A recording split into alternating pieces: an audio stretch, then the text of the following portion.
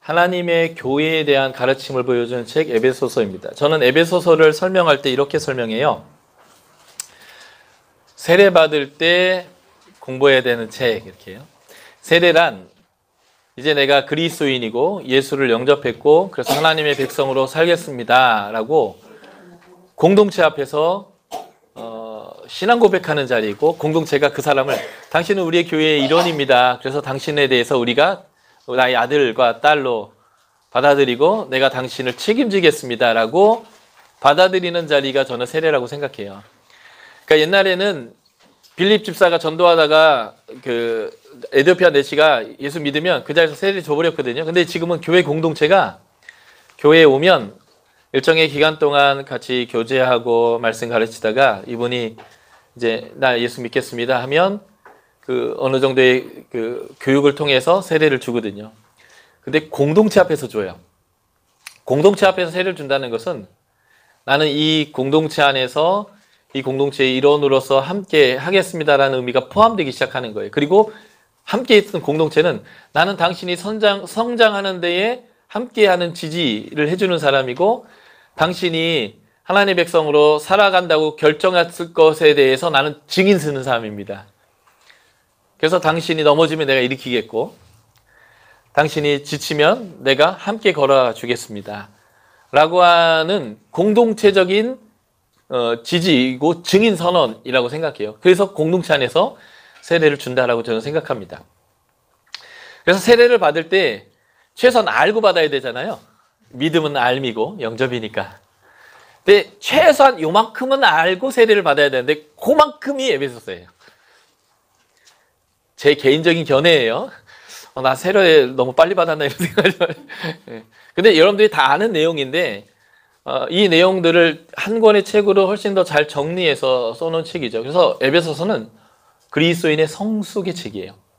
한국교회는 성장이라고 하는 양적 성장이에요. 숫자를 늘리거나 교회 건물을 키우거나 성장에는 굉장히 열심이고 그래서 굉장히 군대적 표어들이 많아요. 슬로건들이 많고 하지만 성숙의 부분은 측정이 불가능하니까 얘기는 하긴 하는데 사실은 성숙에 대한 관심이 훨씬 더 부족하고 성장, 외형적인 성장에 대한 것들은 측정이 가능하다 보니까, 그리고 보이니까 또 그게 자랑스러우니까 그거에 집중하는 성향이 있는데, 사실은 이 성숙을 다뤄야 돼요. 교회는 성숙을 다뤄야 돼요. 성숙한 사람들이 모이다 보면 성장도 일어나기도 해요. 그럴 때 저는 개인적으로 어느 사이즈가 있으면 계속 분화하고 나뉘어야 합니다. 내 기념비적 교회를 세우거나 내 기념비적 교회 건물을 세우는 것을 극히 조심하고 오히려 더 나눠야 돼요. 그리고 나눠야 되는 목적은 내가 높아지지 않으려고 하는 것보다 더 중요한 게 있는데, 성숙을 이루려면 굉장히 많은 씨름과 함께함의 관계가 있어야 되는데, 성도 몇백 명 넘어가면 이제 목사는 그 성도들 이름도 다 외기 힘들고, 뉘집 아들이 뉘집 엄마랑 이렇게 연결해도 잘 안 되기 시작하고, 어느 집에서 어떤 문제가 생겼는지를 모르는 일이 다반사가 되기 시작하고, 일대 다수로서의 설교나 일대 다수로서의 일방적인 가르침을 통해서 따라오겠지 하는 것 이상을 할 수 없는 상황이 발생하게 돼요. 그렇게 됐을 때는 성장은 하는데 성숙은 굉장히 어렵습니다. 아이 키워보신 분 있지만 아이 한둘 키우는 것도 죽을 것 같거든요. 옛날 어른들은 넷, 다섯 키웠던 것이 그냥 냅뒀거든요. 그래서 잘 컸고. 그런데 그래서 뭐 어느 날 애가 군복 입고 왔는데 내가 너 군대 가냐? 그래서 저 제대합니다. 뭐 이런 농담이 있잖아요. 근데 사실 한 아이가 제대로 키가 크는 것뿐만 아니라 정서적인 것부터 영적인 것까지 다 성장하려면 부모의 엄청난 에너지와 시간과 열정과 돈이 들어가거든요. 그래서 성숙을 시킬 수 있어야 됩니다. 애는 냅두면 커요. 그리고 냅두면 있다 어디서 여자 하나 데려와서 결혼을 해요. 냅두면 알아서 애 낳아요. 그러잖아요. 성장은요, 그냥 놔둬도 할 수는 있어요. 그런데 그 안에 정말 영적인 성장이 있는가? 다음에 아이를 키웠을 때 그 아이를 잘 정서적으로 케어할 수 있는 그러한 성장이 있는가? 그게 없는 성인 아이들이 가득하잖아요. 부모는 됐는데 성인이지만 그 속에 아이로 사는 사람도 엄청 많거든요. 왜 그래요? 그런 케어를 못 받았기 때문에 그렇거든요. 그래서 성장도 중요하지만 성숙이 굉장히 중요해요. 성숙하려면요, 굉장히 많은 관계가 이루어져야 하는데 교회 사이즈가 커지면 커질수록 그 성숙은 갈수록 어려워집니다. 그래서 이제 셀이라는 걸 하는데 그 셀도 사실은 이 한 단계 한 단계 넘어가면 할수록 그 정신이, 그 가치들이 희미해지기 시작하잖아요. 그래서 최소한 최상위의 셀 리더인 목회자나 소수의 영적 리더들의 바운드리가 될 수 있는 만큼의 성장을 해야만 성숙의 그 가치들을 계속 이룰 수 있는 그런 모습들이 있지 않나 싶어요. 그래서 요즘 많이 대안으로 삼는 것이 가정교회잖아요. 그래서 저는 대형교회를 반대하는 입장이라기보다는 좀 더 성숙의 관점을 둔 교회가 이루어지는 것에 가치를 좀 두었으면 좋겠다라고 하는 것입니다. 그래서 교회가 갑자기 이렇게 소수였다가 1년 만에 막 200명, 300명 되면 막 두려움을 느끼셔야 되거든요. 갑자기 늘어났는데 이 늘어난 사람들의 성숙을 우리가 다뤄줄 수 있을 거냐. 우리가 그만큼의 역량을 키운 상태에서 막 사람들이 들어오면 감사한데 그 감당할 수 없는 상태에서 막 들어왔을 때 이게 굉장히 두려운 거거든요. 초대교회의 그 탄탄한 영성과 그 다이나믹을 잃어버린 게 국교화 되면서 개나 소나 다 교회로 들어오면서 그런 일들이 이제 벌어진 것인데, 그래서 성숙이 얼마나 중요한지에 대해서 우리가 좀 더 많은 생각들을 할 필요가 있겠다 싶습니다. 그래서 에베소서는 성숙을 위한 책이에요. 그리고 제가 여러분들이 기억하기 좋게 세례 받으려면 요만큼은 알고 받아야 된다 라고 하는 의미로서의 책으로 여러분들이 에베소서를 이해하시면 좋겠습니다. 에베소서 1장을 우리가 한번 보도록 하겠습니다. 1장은 하늘에 속한 신령한 복에 대해서 설명하고 있습니다. 1장 3절을 한번 봐주시겠어요? 1장 3절 같이 읽어볼게요. 에베소서 1장 3절 시작. 찬송하리로다 하나님 곧 우리 주 예수 그리스도의 아버지께서 그리스도 안에서 하늘에 속한 모든 신령한 복을 우리에게 주시되. 이 에베소 1장 3절부터 14절까지가요 한 문장이에요. 굉장히 길지만 한 문장이고, 이 한 문장의 주동사는요 이 3절 끝에 있는 복 주시되입니다. 그래서 하나님이 예수 그리스도 안에서, 주 안에서, 그 안에서 성령님과 함께 우리에게 어떤 복을 주셨는지에 대한 찬양이 3절부터 14절까지 한 문장으로 되어져 있습니다. 그래서 이 에베소서 1장에서 제일 중요한 게 뭐냐면 우리가 예수 안에서 하나님을 통해서 복 받았다는 거예요. 에베소서 본론은 2장 1절부터예요. 에베소서 1장 그냥 서론이에요. 하나님이 우리에게 행하신 일이 얼마나 멋지고 좋은지를 찬양으로 14절 얘기했고요. 그 다음 절은 기도했어요. 이 정도로는 알았으면 좋겠습니다 하고 기도하는 걸로 해서 서론이고요. 에베소의 본론은 2장부터 시작됩니다. 어쨌든 하늘에 속한 모든 신령한 복으로 우리에게 복 주셨다라고 하는 것입니다. 하나님이 우리에게 주신 신령한 복이 무엇이냐라는 것인데,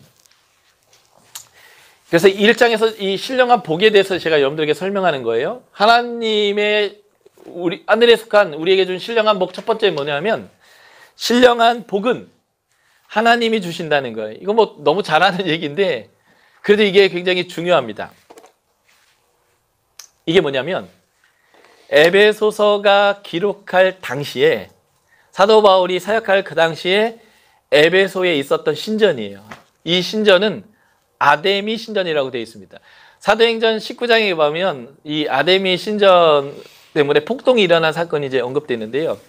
이 아데미 신전은 110m 곱하기 55m짜리 아주 큰 신전이고요. 기둥이 127개의 기둥이 있습니다. 지금 그 로마에 있는 파르테논 신전보다 4배나 큰 사이즈예요. 그래서 고대 7대 불가사의 건물 중에 한 건물이 바로 이 아데미 신전이었습니다. 이 아데미가 어떻게 생겼냐면 이렇게 생겼어요. 여신인데요. 이게 그 유방이에요. 풍요의 여신, 엄마신이에요. 그래서 이 엄마신과 같은 이 풍요의 여신으로부터 복이 온다라고 생각했습니다. 그런 사람들에게 사도 바울이 복음을 전하고 교회를 세운 다음에 뭐라고 얘기했어요? 하늘에 속한 신령한 복은 이 아데미에부터 오는 것이 아닙니다. 누구에게부터 올까요? 하나님으로부터 옵니다. 우리가 교회 다니면서 이거 다 알죠? 그런데 사회생활하면서 무엇인가 돈을 더 벌고 싶고 더 풍요로운 삶을 살고 싶고 더 좋은 삶을 살고 싶을 때 그 복을 받기 위해서 어디를 찾아가냐면 주님을 찾아가는 게 아니라 스카이캐슬 보셨나요? 저를 믿으셔야 합니다. 이런 사람들 찾아가면서 하나님 외의 것을 훨씬 더 신뢰하는 일들을 우리 안에서 하고 있는 것을 보게 되는 거예요. 그러니까 우리 안에 너무 당연한 거지만 당연하지 않게 생각하는 가르침이 뭔지 아세요? 하늘에 속한 신령한 복은 주님으로부터 온다는 것에 대한 알의 믿음은 있는데 영접된 믿음이 부족한 경우가 우리 안에 꽤 있다는 것입니다. 그래서 제가 여러분들 다 하는 얘기지만 얘기하는 거예요. 복은 어디서부터 온다고요? 아데미트부터 온다고요? 다른 데서 온다고요? 아니요. 하나님으로부터 온다는 것입니다. 이게 굉장히 중요한 거예요. 하늘에 속한 신령한 복 두 번째는요. 신령한 복은 오직 예수 그리스도 안에서 우리에게 주어진다는 것입니다.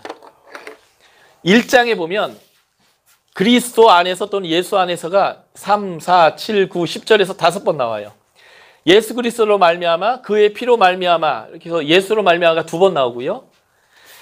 그 안에서 그가 예수님이에요. 예수 안에서 온다라는 게 3번, 그의 사랑하시는 자 안에서 해가지고 이 에베소서 1장 23절밖에 안 되는데 이렇게나 반복적으로 오직 복은 하나님부터 오는데 예수 안에서 우리에게 온다라고 오직 예수 안에서 그 복이 우리에게 흐른다라고 강조하고 있는 거예요. 지금 하나님이 성령님과 함께 예수 안에서 우리에게 주신 복에 대한 찬송을 하고 있는 1장에서 굉장히 강조하고 있는 거예요. 복은 하나님부터 오는데 예수 안에서 우리에게 온다고. 철저하게 예수 안에서 온다고. 예수가 우리에게 복을 준다. 교회는 이것이 굉장히 철저해야 하는 곳입니다. 그래서 하늘에 속한 신령한 복은요. 우리가 통장 잔고가 얼마냐, 몇 평의 집에 사느냐, 어떤 차를 타느냐, 가방끈은 얼마나 기냐, 나 이대 나온 여자야, 뭐 이런 거 있잖아요. 어느 학벌을 가졌느냐, 그게 소유예요. 우리가 뭘 소유했느냐가 아니라 우리가 누구이냐, 어떤 존재이냐. 이게 복과 관련되어 있는 아주 중요한 개념입니다. 우리는 소유를 복으로 생각해요. 그래서 예수를 믿어도 샤머니즘적 신앙에 굉장히 깊이 계속 들어갑니다. 왜냐하면요. 무엇을 가졌느냐, 얼마를 가졌느냐, 어느 집에 사느냐, 무슨 차를 타느냐, 어느 대학을 나왔느냐 라고 하는 어떤 나의 소유를 나의 정체성이 기반으로 삼고 있는 것에서 잘 벗어나지 못하기 때문에 그래요. 나의 정체성은요. 예수 안에서 오는 거예요. 하나님을 통해서 오는 거예요.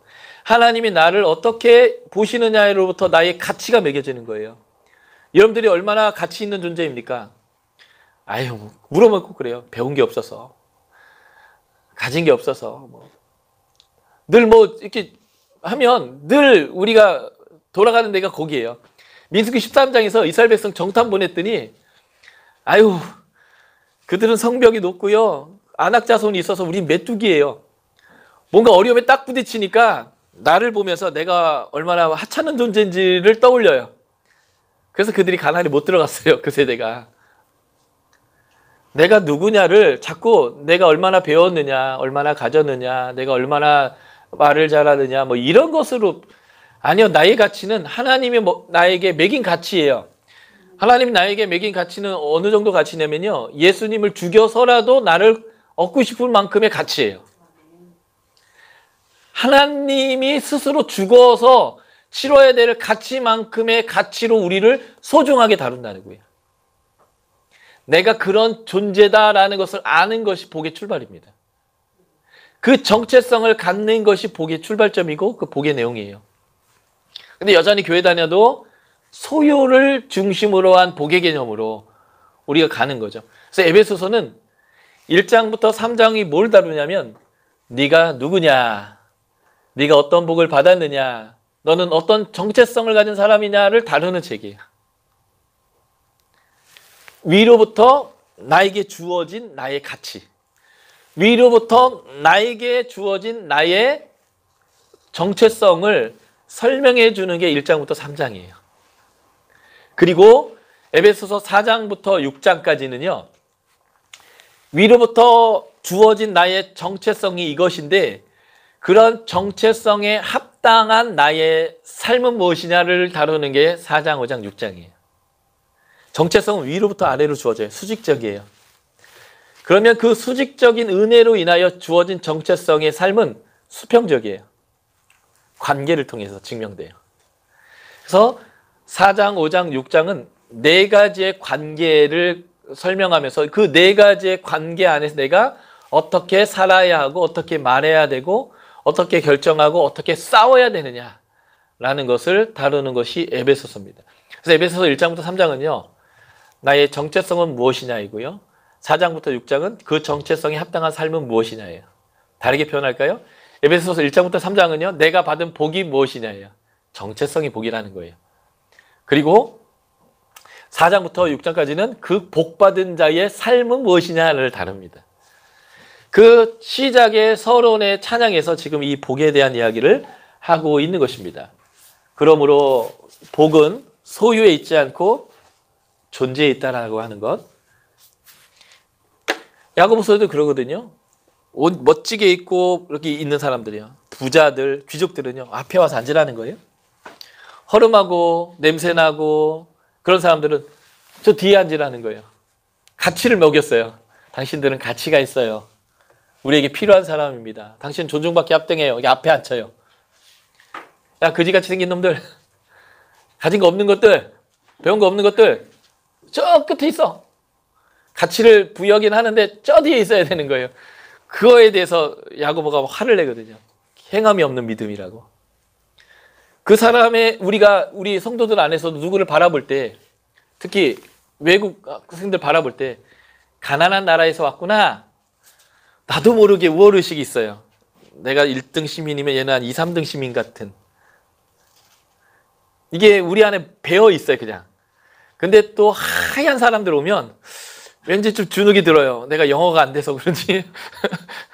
그래서 좀 더 이 사람들한테는 이렇게 좀 이렇게 아니요. 하나님 외모를 보지 않아요. 동일하게 존귀한 가치를 부여하거든요. 그런데 잘 사는 나라에서 온 사람들은 좀 더 이렇게 높아 보이고 못 사는 나라에서 오면 우리보다 좀 못해 보이는 거. 이게 어디서 오냐면 소유로부터 정체성을 갖는 거예요. 우리가 그게 익숙해요. 악해서가 아니라 세상에 그렇게 살다 보니까 그냥 내 안에 이렇게 스며든 그 자체예요. 그래서 소유에 우리의 정체성이 있는 게 아니라 존재의 그 정체성이 있는데 그 존재는 내 스스로 그거 뭘 해갖고 자수성가해서 내가 열심히 공부해서 대학 가서라고 하는 그것으로부터 내 존재가 오는 게 아니라 윗분이 나에게 너의 가치를 매겨주는 그 가치가 내 존재가 되는 겁니다. 교회는 이 가치를 세상의 일반적 가치로 만들어가는 공동체예요. 이건 굉장히 중요하죠. 그래서 1장의 성령에서 나오는 하늘에 속한 신령한 복들의 내용이 이 5가지로 정리할 수 있습니다. 이게 전체가 아니라 지금 사도 바울이 이 5가지를 얘기한 거예요. 첫 번째가 뭐냐면 우리의 가치, 우리의 존재인데 우리는 거룩하고 흠 없는 아들이 되게 하기 위해서 하나님께서 예수 안에서 우리에게 복을 주셨습니다. 그러니까 이 아들은 자녀라고 바꿔야 된다고 했잖아요. 우리는 하나님의 자녀가 되는 거예요. 근데 그 자녀가 그냥 자녀가 아니라 사고 치고 이상한 짓 하고 다니고 들고행이 같은 자녀가 아니라 거룩하고 흠 없는 자녀 되게 하려고 하나님이 우리를 부르셨습니다. 그러니까 우리는 어떤 존재냐면요. 거룩한 존재예요. 흠 없는 존재라는 거예요. 두 번째는 속량 곧 죄 사함을 받은 존재입니다. 속량이라는 말이 옛날 개역성경에는 구속이라고 표현했어요. 속량이라는 말이 뭐냐면 이 당시에 노예제도가 있었잖아요. 그리고 부자와 가난한 애가 있었는데 경제활동하다 보면 가난해지는 거예요. 그래서 먹고 살기가 힘들어요. 그러면 자식도 팔아요. 처음에는 집도 팔고 재산을 팔지만 더 팔 게 없으면 마누라 팔고 자식 팔고 심지어 자신도 남의 종으로 팔려요. 종이 됐단 말이에요. 그런데 그 종으로부터 다시 자유케 되려면 몸값을 내야 돼요. 그게 속량이에요. 그런데 그 이 몸값을 하나님이 대신 내줬어요. 그럴 때 대신 속량했다고 해서 대속이라는 표현을 썼어요. 그 단어예요. 하나님이 우리의 몸값을 내주셨습니다. 속량받았습니다. 그래서 우리는 죄로부터 자유케 됐다는 거예요. 사단의 자녀였고 사단에게 메인바베였고 사단에게 팔림반 된 우리에게 예수님이 대신 대가를 치러 주셔서 우리를 자유케 해서 자유인이 되게 했는데, 다시 하나님의 거룩한 자녀가 되게 했는데, 그런 자녀들은 거룩하다, 죄 없다 같은 말인 거죠. 그러니까 거룩하고 흠없는 아들이란 말이나 속량받은 죄 없는 사람이다라는 말은 같은 말이 되는 거예요. 세 번째 9절에 나오는데, 이거는 이제 3장에서 제가 조금 더 부연 설명할 건데, 하나님이 그 뜻의 비밀을 우리에게 알려주셨습니다. 다시 말해서 우리에게 복음을 맡겼다는 거예요. 그냥 구원만 시켜놓고 알아서 서바이벌해 이게 하는 게 아니라 오히려 위대한 사명까지 더 얹어줬다는 거예요. 우리가 그 비밀을 가진 자다라는 것. 네 번째 얘기가 뭐냐면 기업이 우리에게 주어졌다는 거예요. 이 기업이라는 이거 헬라어의 원어의 의미는요, 상속자란 뜻이에요. 우리가 하나님의 아들이기 때문에, 자녀이기 때문에 누린 특권이 뭐냐면 상속을 받을 수 있다는 거예요. 그래서 우리는 하나님의 상속을 받게 된다는 것이고, 마지막 13, 14절에서 말하는 신령한복의 내용은 이것을 성령으로 인친다는 게 도장 찍는 거거든요. 우리가 계약할 때 도장 빵 찍으면 계약 성립되잖아요. 그리고 우리가 너무 가진 게 없거나 뭔가 이렇게 담보 잡힐 게 없을 때는 우리 도장이 큰 힘을 발휘 못해요. 그럴 때는 힘을 더하기 위해서 뭘 해야 돼요? 누구 돈 있는 사람, 땅 있는 사람, 집 있는 사람을 보증을 세워야 돼요. 그래야 은행이나 돈 꿔주는 사람이 걔 믿고 걔 돈을 내줘요.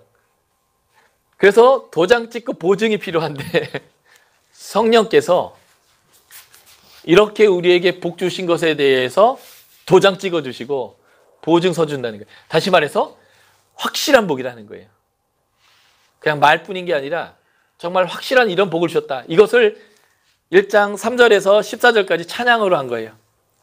하나님의 신령한 복을, 하늘에 있는 복을 우리에게 주셨는데 이런 복을 예수 안에서, 그 사랑 안에서 우리에게 확실하게 주셨습니다. 할렐루야. 이게 이제 에베소 1장에서 사도 바울이 그 찬양했던 은혜의 찬양의 내용입니다.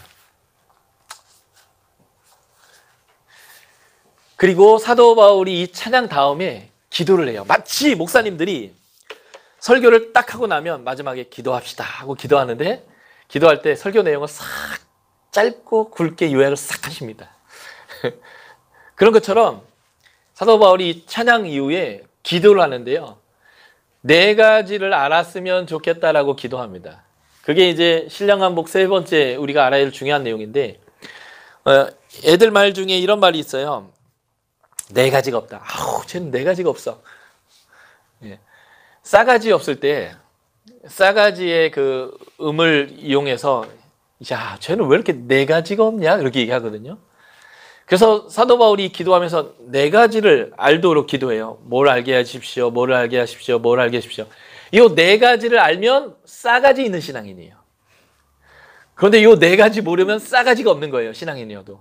그래서 사도 바울이 예수 그리스도 안에서 성령님과 하나님이 우리에게 복 주신 내용을 찬양한 다음에 요거 알게 해주십시오라고 하는 기도를 했습니다.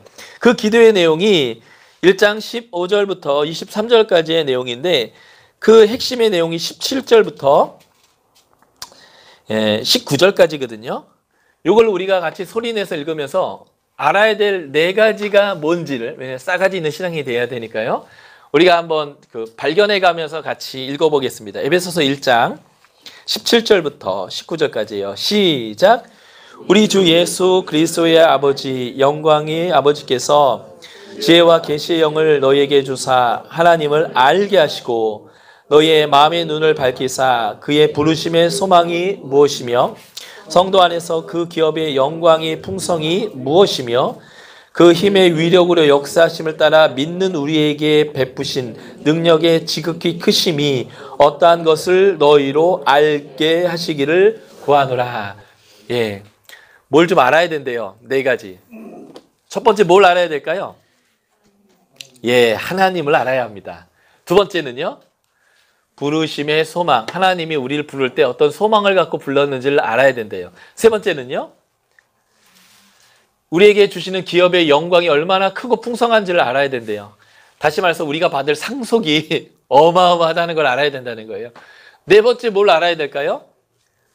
우리에게 이런 것들을 베푸시는 하나님의 능력이 얼마나 지극히 큰지를 알아야 된답니다. 자, 보세요. 우리가 처음에는 하나님을 알아야 돼요. 왜냐하면 믿음이란 하나님, 예수님, 성령님을 아는 것이기 때문에 그래요. 그렇죠? 그러니까 하나님을 알아야 됩니다. 그거 모르면 싸가지 없는 거예요. 그거는 신앙인도 아닌 거예요. 그래서 하나님을 알아야 합니다.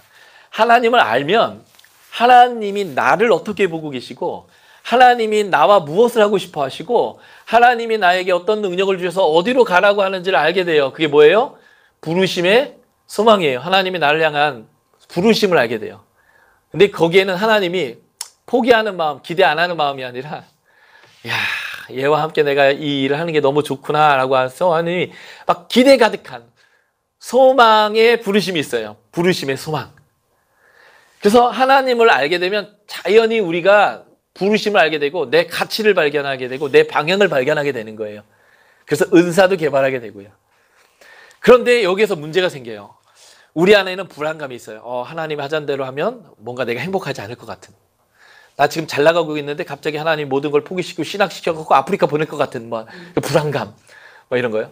근데 걱정하지 마세요. 제가 아까 하나님이 창조 목적이 뭐였어요? 우리의 안식이 있어요. 우리 행복이 있다고요. 하나님은 우리를 행복하게 하는 것에 목적이 있지 우리를 괴롭게 하는 데 목적이 있지 않기 때문에 너무 걱정하지 마세요. 하나님을 알고 부르심의 소망을 알면 행복해지는 거지 내가 불행해지는 것은 아니에요. 그런데 우리 안에는 그 불안감이 있어요.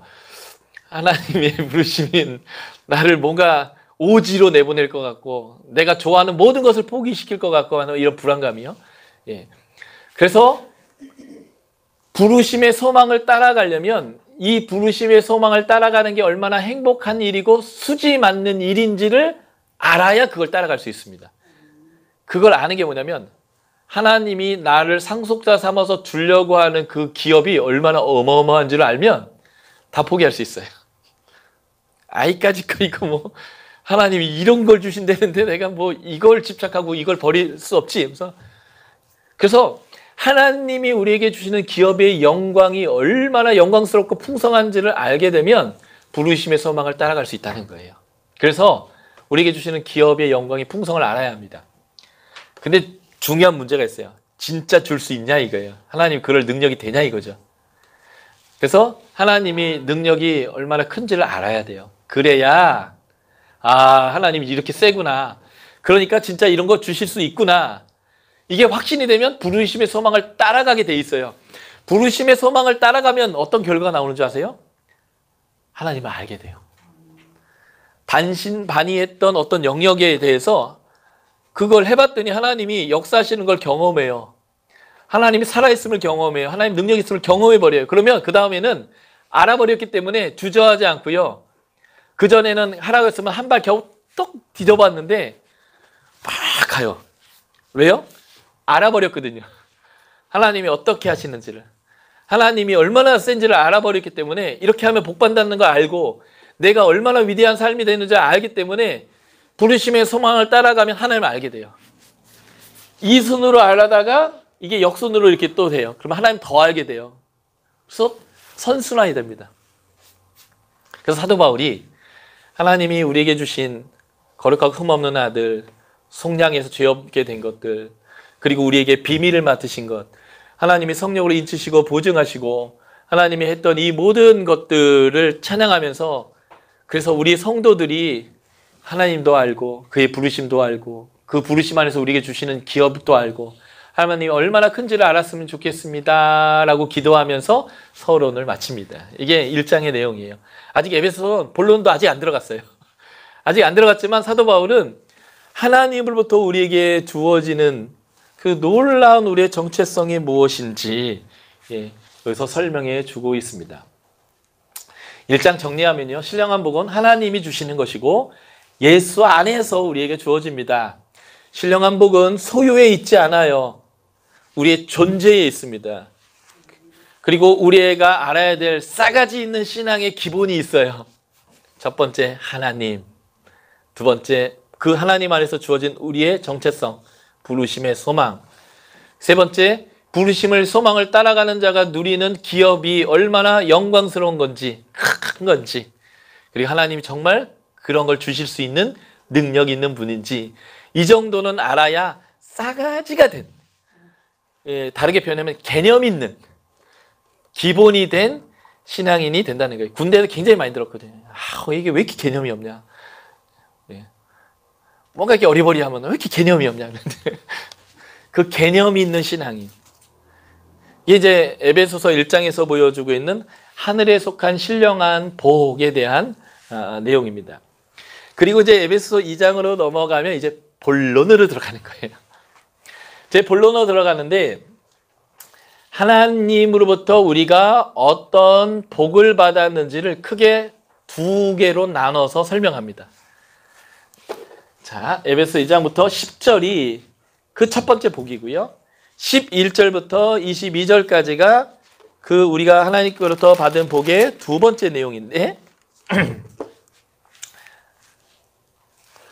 제가 4시간 하려고 생각했을 때는 한 장 읽고 설명하고 이렇게 하려고 했었는데 지금 마음이 급해서 여러분들이 다 읽어왔다라고 하는 저 나름만의 그 확신을 가지고 한번 일단은 끝까지 리뷰를 한번 쭉 해드려야 여러분들이 나중에 한 번 더 이렇게 되새기고 묵상하실 때 도움이 될 것 같아서 제가 한 4장 하다 가는 것보다 6장까지 하고 가는 게 나을 것 같아서 일단 읽지 않고 날아가는데 여러분들은 계속 부지런히 성경을 찾아가면서 따라오시면 좋을 것 같아요. 자, 우리가 하나님의 자녀로서 받은 복이 있습니다. 그게 뭐냐면 에베소서 2장 1절이죠. 그는 허물과 죄로 죽었던 너희를 살리셨도다. 허물과 죄로 죽었던 우리가 살아났습니다. 거룩하고 흠없는 아들 됐다. 그 표현과 똑같은 표현이죠. 허물과 죄로 죽었을 때 우리는 어떻게 했냐면 2절, 3절 보면 이 세상 풍조를 따랐습니다. 그러니까 나의 기준이 하나님이 좋았더라가 아니라 세상이 좋다 하는 것을 다 쫓아다닌 거예요. 그리고 그것을 다르게 표현할 때 2절에서 공중권세 잡은 자를 따랐다라고 되어 있습니다. 사탄의 가치가 우리의 중요한 가치였다라는 거예요. 그러다 보니까 동서고금을 막론하고 모든 나라, 모든 부족, 모든 곳에는요. 소수의 지배 계급이 행복하고 다수의 피지배 계급이 비참한 삶을 인류 역사 내내 살았습니다. 역사를 공부해보면 그래요. 소수의 사람들만이 떵떵거리고 배부르고 사람을 사람 취급 안 하고 막 부렸어요. 그리고 정말 다수의 사람들이 아주 인간 이하로서의 비천한 삶을 살았습니다. 이게 공중권세 잡은 자를 따를 때 온 결과예요. 하나님이 안식 주려고 만든 세상을 그 모양으로 만들어 버린 거예요. 사단을 쫓아가니까. 그래서 다시 하나님은 그 하나님의 다스림 안에서 해함도 상함도 없는 에덴 동산처럼 사자 풀 뜯어먹는 소리가 나는 그러한 세상으로 다시 돌리는 것이 바로 구원의 사역이다라고 하는 것입니다. 그래서 우리가 허물과 죄로 죽었을 때는 공중권세 잡은 자를 따랐고요. 그때는 육신의 욕심을 따라 살았고 육체와 마음이 원하는 것을 따라 살았어요. 요즘 우리가 성소수자 뭐 이런 식으로 해가지고 굉장히 많이 얘기하잖아요. 그 기본이 뭔지 아세요? 내가 원하는 게 선인 거예요. 나는 남자로 태어났지만 나는 여자라고 생각한다는 거예요. 그건 난 여자라고 얘기하는데 왜 너는 나를 그렇게 사심이 눈 뜨고 보냐? 그건 죄다. 또 그렇게 보면 넌 처벌할 거야. 내가 행복하면 되지. 인권이라는 것이요. 아까도 말했지만 인격적인 게 신격적인 것이기 때문에 인권이라는 것은요. 하나님이 우리에게 주신 질서 안에서 누리는 권한이에요. 그런데 우리가 세상에서 말하는 인권은 뭔지 아세요? 각 사람이 원하는 대로 살게 냅두라는 거예요. 그 사람의 권한이라는 거예요. 그러니까 우리나라도 어디까지 갔어요? 남편이 있는 아내가 또는 아내 있는 남편이 딴 남자, 딴 여자와 통관을 했어요. 그래도 국가는 처벌하지 않는다는 거예요. 처벌할 이유가 없다는 거예요. 왜냐하면 그 사람이 원한 거니까. 그 사람이 원하면 그 사람의 인권이고 그것은 국가가 간섭하지 않는다 이런 얘기예요. 그 사람이 원하는 것을 인권이라고 얘기하는 거예요. 이게 잘못된 거예요. 이게 세상 풍속이에요. 하나님의 기준으로 하나님이 우리에게 부여한 성품, 인격으로 살아가는 것, 그것이 인권이에요. 그런데 그 질서를 다 무너뜨리고 내 인생은 나의 것, 나의 권한은 내가 원하는 대로 할 수 있는 것, 내가 너한테 피해만 안 주면 날 건들면 안 돼 라는 이런 식으로 해서 하는 것들이 인권입니다. 그러다 보니까 성소수자 문제도 마찬가지인 거예요. 하나님의 질서를 깨트려도 내가 원하는 것이기 때문에 그것은 선이다라고 얘기하는 것이죠. 저는 그 사람들을 혐오해서는 안 된다고 생각해요. 왜냐하면 우리도 예수 믿기 전에 동일한 죄인이었고 예수 믿어도 도찐 개찐 그놈이 그놈 상태로 여전히 우리도 있기 때문에 그래요. 그래서 그 사람을 혐오하거나 미워해서는 안 됩니다. 그러나 그 행위는 잘못된 거라는 거예요. 그 인격을 공격하는 게 아니라 그 행위가 잘못됐다는 거예요. 하나님의 기준에 맞지 않는, 질서에 맞지 않는 행위라는 거. 그것을 이제 하는 건데 어쨌든 마음이 원하는 것을 하면 이게 선인 거였다라는 거예요. 이게 선의 기준이었다는 거죠. 그래서 본질상 3절에 본질상 진노의 대상이었어요. 그런데 거기에서부터 우리를 살리신 것입니다. 거기서부터 우리를 살리는데 얼마나 어마어마하게 하나님께서 우리를 살리셨냐면요.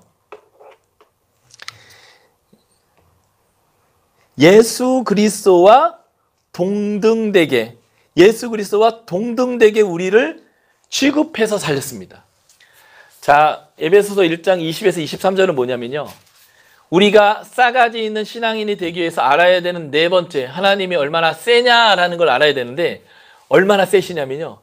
죽었던 자를 살려서 하나님 오른편에 앉혀서 모든 만물에 뛰어난 대장이 되게 하실 정도로 세다라는 얘기가 요 20에서 23절인데 허물과 죄로 죽었던 우리를 살리시는데 예수와 동일하게 취급해요. 보십시오.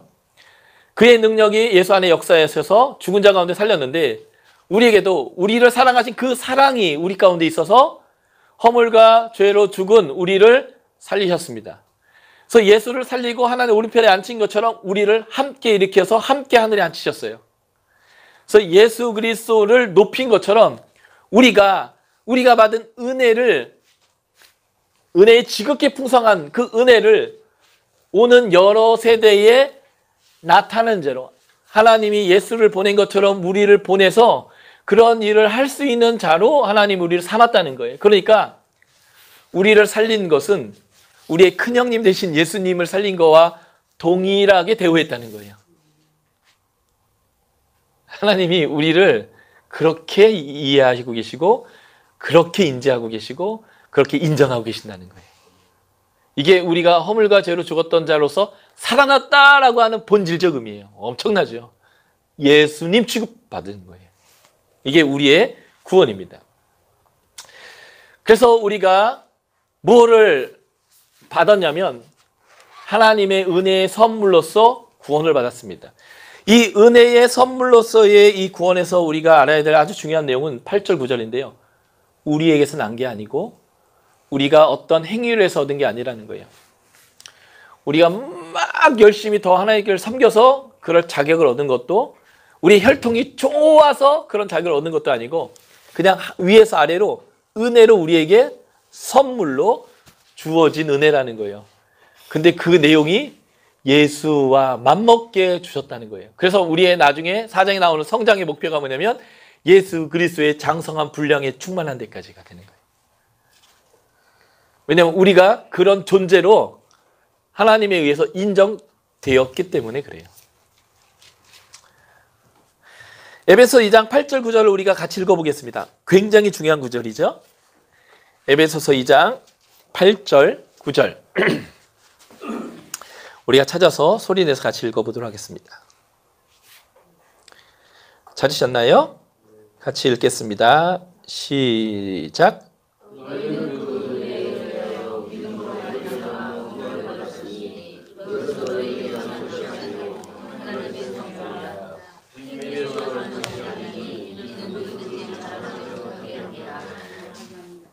하나님의 은혜, 여기에 우리의 믿음이 더해지면 구원이 이루어지는 거예요. 근데 이 믿음은 아무리 좋아도, 아무리 많아도, 아무리 커도 이게 전제되지 않으면 아무 의미가 없어요. 이게 절대적으로 중요한 겁니다. 하나님의 은혜를 우리가 받아들이면 구원을 얻는데, 여기에서는 우리의 어떤 의도 아닌, 우리로부터 난 것도 아닌 우리의 행위는 빠져야 한다는 거예요. 그럴 때 구원이 우리에게 주어진다는 거죠. 여기서 우리가 간단한 산수를 해야 되는데, 이 빼기는 이 부등호를 넘어가면 더하기가 돼요.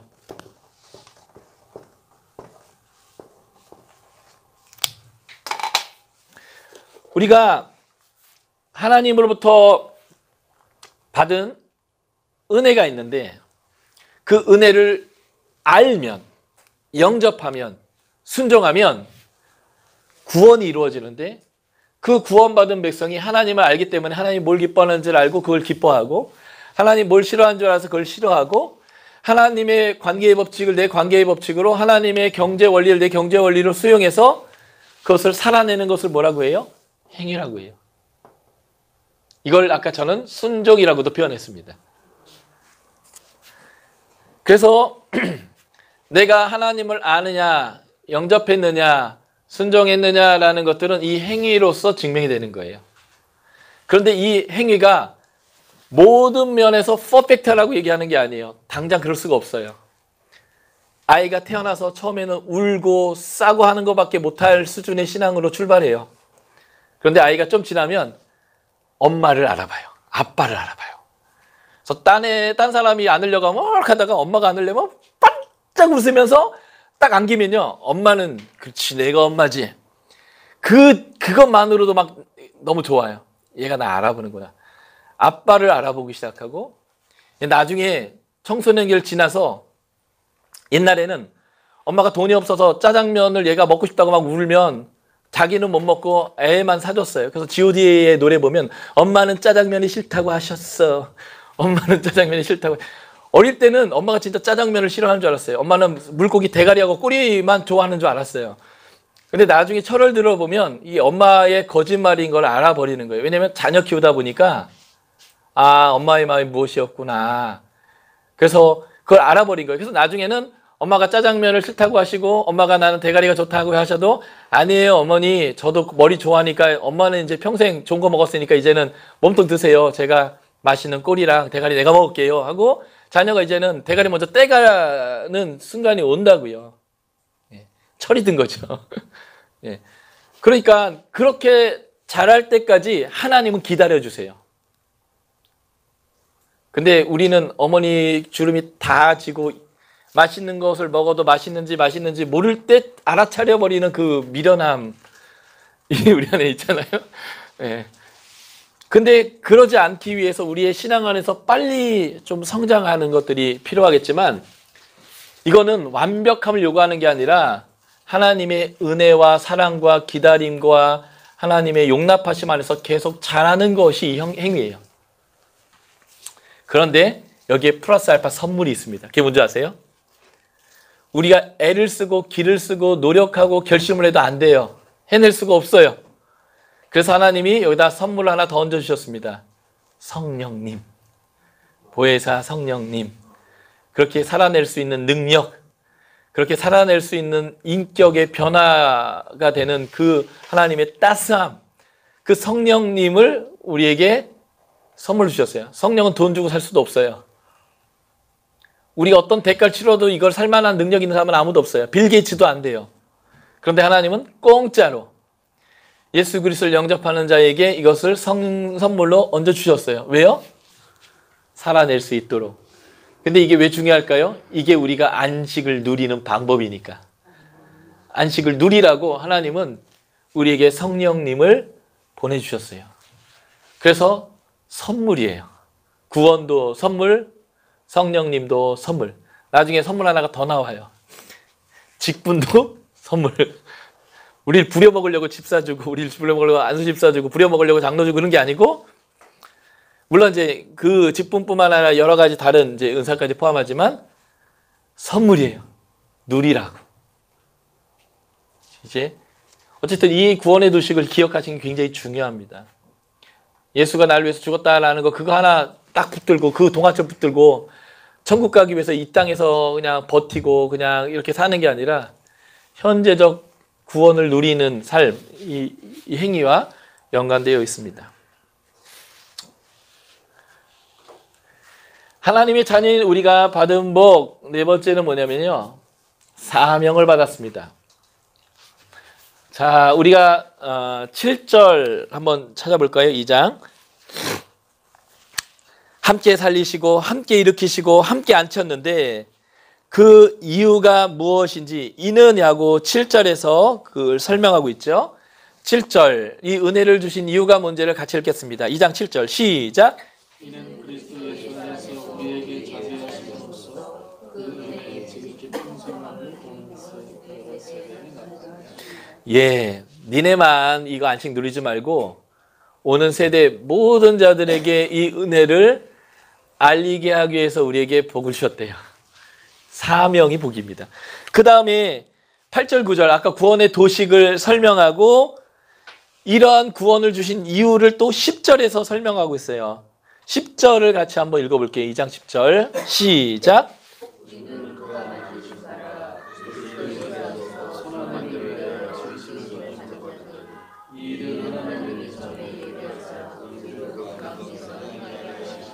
예, 우리는 선한 일을 위하여 지으심을 받았습니다. 다시 말해서 하나님이 선하다는 것을 선의 기준으로 삼기 위해서 지으심을 받았어요. 그래서 그 가운데서 선함 가운데서 행하게 하기 위해서 구원을 주셨답니다.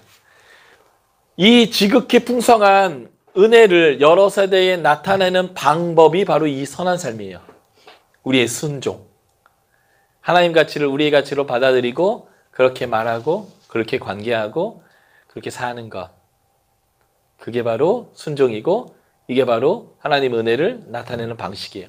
그래서 교회 새신자가 여러분들 보면서 아 이게 하나님이 원하시는 거구나. 아 이렇게 하면 하나님의 방식이 되는 거구나. 아 저 장로님이 하는 대로 말하면 이게 하나님의 언어구나.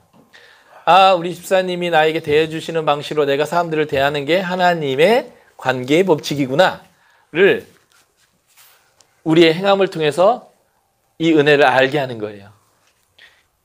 이러게 하기 위해서 하나님 먼저 우리를 부르셨다는 거예요. 은혜로, 선물로.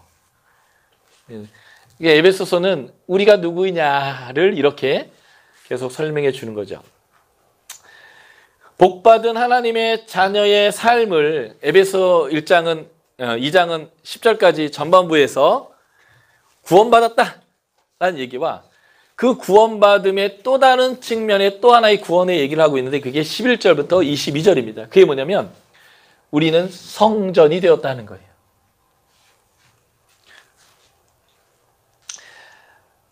하나님의 자녀로서 받은 복 1절에서 10절까지 내용 우리가 이걸 쭉 살펴봤죠. 앞에서 허물과 죄로 죽었던 상태에서 살아났고 하나님의 아들과 동일한 대우받았고 하나의 은혜의 선물로 구원을 받았고 하나님의 자녀로서의 사명을 받았는데 이것이 우리만의 문제가 아니라 공동체로 확장되는 것이 11절부터의 문제예요.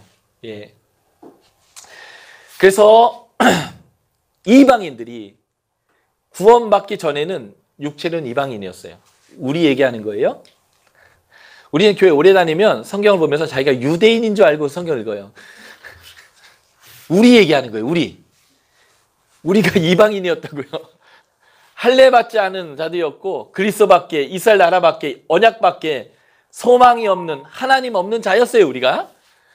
그런데 유대인 예수님과 예수의 제자들과 바울과 바나바에게 먼저 찾아오셔서 제자 삼으셨던 이유가 뭐냐면 우리 이방인 우리에게 동일하게 그 은혜를 나누기 위한 것이었다는 거예요. 그리고 우리가 이방인으로서 이 은혜를 받은 것은 하나님을 알지 못하는 사람에게 동일하게 그 은혜를 주기 위한 것이었다는 거예요. 그래서 이전에는 우리가 이랬어요. 그런데 예수님이 화평이세요. 중간에 막힌 담을 허시고 유대인, 이방인 차별 없이 모두가 하나님 백성 되게 하는 일을 하셨다는 것입니다.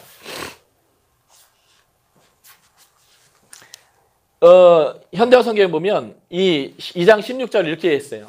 우리는 이제 한 몸이 되었습니다. 서로 간의 분노는 사라져버리고 양쪽이 다 하나님과 화해하였습니다. 불화는 신자에게서 드디어 끝이 난 것입니다.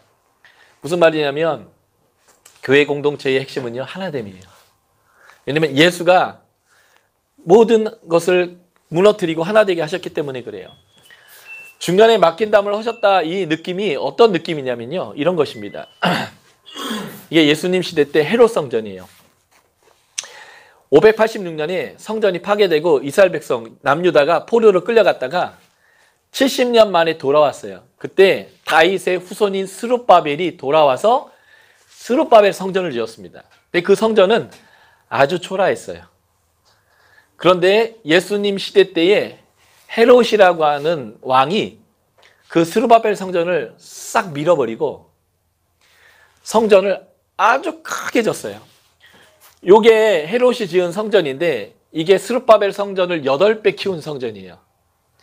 유대인들이 엄청 반대를 해서요.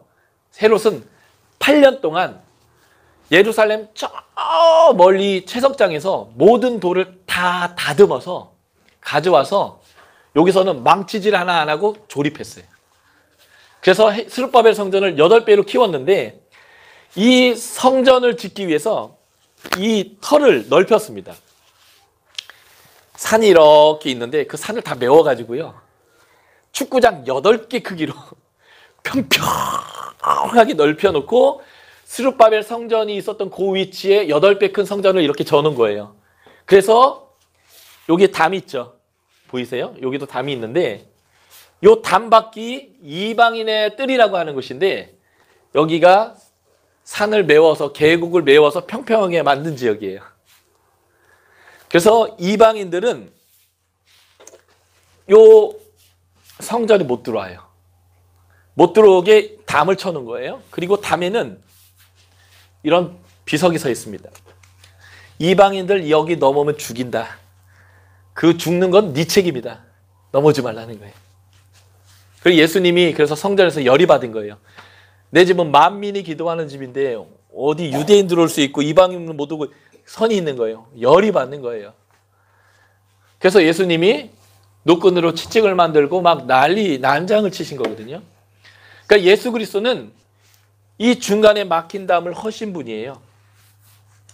유대인, 이방인 차별 없이 모두가 하나님의 임재 가운데로 나올 수 있도록 예수께서 중간에 화평이 되셨습니다. 그래서 인간 전체가 사단에게서 하나님께로 넘어온 그 결과는 무엇을 의미하냐면 이전에는 유대인만 하나님의 백성이었고 이방인은 하나님의 백성 아니었던 시대에서 이제는 유대인, 이방인 모두가 하나님 백성이 되는 그런 것으로 예수님이 바꿔놓으셨다라고 하는 것이 이 구원의 아주 중요한 내용입니다. 예. 그래서 예수 그리스도 안에서 복을 받은 이유는 멀리 있었던 애들이 이제는 가까워졌고 외인도 아니고 나그네도 아니고 성도들과 동일한 시민이고 하나님의 권속입니다. 이 권속이란 뜻은 가족이란 뜻이에요. 이제는 동일한 시민이고 동일한 가족이라는 거예요. 우리가 유대인과 차별이 없어요. 유대인들은 1500년 전부터 예수님 시대 전에 하나님 백성이었는데 이제 이방인들도 전혀 차별 없이 동일한 하나님의 백성이고 하나님의 시민이 된다라고 얘기하는 거죠. 그랬을 때 결과가 뭐냐? 한 성령 안에서 그 안에서 성령 안에서 예수 그리스도 안에서 어떻게 되어지냐면 우리가 이제는 연결되어져서 성전이 되어져 간다는 거예요. 그러니까 우리는 한 사람 한 사람이 다 성전인데 하나님의 임재의 장소인데 그 성전들이 연결되어져서 성전되어져 가는 거예요. 특별히 유대인과 이방인이요. 우리로 적용하면 한국 사람과 캄보디아 사람과 베트남 사람과 몽골 사람이 가치가 다르지 않아요. 제3세계에서 왔다고 가난한 나라 왔다고 더 낮은 사람들이 아니에요. 동일한 가치, 하나님이 매긴 동일한 그 존귀함 안에서 연결되어져서 하나님의 공동체를 만들어가는 거룩한 성전이 되었다는 것입니다. 다르게 표현하면 진행형이에요. 하나님 나라는 이미 왔지만 예수의 재림 때 완성하는 것처럼 우리는 성전인데 연결되어져서 유대인과 이방인, 한국 사람과 외국 사람 상관없이 모두가 연결되어져서 하나의 성전으로 지어져가는 것이 구원의 과정이라는 겁니다. 그 하나님의 나라를 추구하는 게 교회예요. 우리는 누구인가? 지어져가는 성전이다. 연결되어져가는 성전이다. 세대, 남녀 구분, 민족의 구분 없이 연결되어져가는 성전이에요. 그래서 요한계시록 7장 9절에 보면 어린 양과 그 보좌 앞에 어떤 일이 벌어지냐면 모든 나라와 민족과 방언과 족속 가운데 능히 아무라도 셀 수 없는 수많은 무리가 종려나무가지를 들고 하나님과 보좌 앞에 어린 양 앞에서 찬양 드리는 하늘의 예배가 이루어지는데 그게 지금 이 교회에서도 이루어지는 거예요. 각 나라의 다른 언어를 쓰고 다른 문화를 가지고 다른 배경을 갖지만 그 자들이 모여서 함께 형제로 인정하고 연결되어지고 하나 연합되어져서 하나님의 성전으로 계속 지어져 가는 그림. 놀라운 하나님의 교회의 그림이죠. 예. 근데 요 색깔 아셔야 돼요. 우리의 노력으로 뭐 이런 게 아니고 성령 안에서 그분 안에서 그분의 능력에서 우리가 그분의 가치에 동의함으로써 이루어지는 따라감으로써 그 은혜를 수용함으로써 이 하나님의 교회가 지어져 가고 하나님의 처소가 된다라고 하는 것이 에베소서의 중요한 가르침입니다. 우리가 잠깐 쉬었다가 계속 진행해 보도록 하겠습니다.